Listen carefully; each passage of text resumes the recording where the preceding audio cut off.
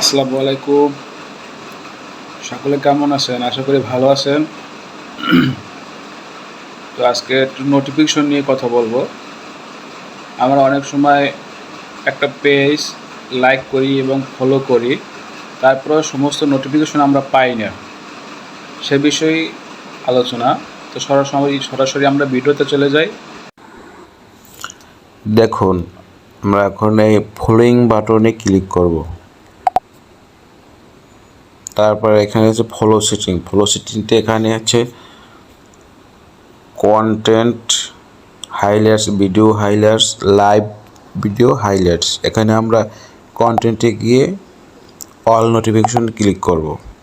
আবার ব্যাগে যাব, তারপরে ভিডিও অল নোটিফিকেশন, ব্যাগে যাব, live video, just all notification. আমরা যদি সবগুলো অল নোটিফিকেশন দিয়ে রাখি তাহলে যে কোনো কন্টেন্ট তৈরি করলে সেটাও সব নোটিফিকেশন পাওয়া যাবে।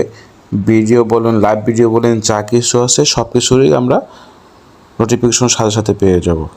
ধন্যবাদ।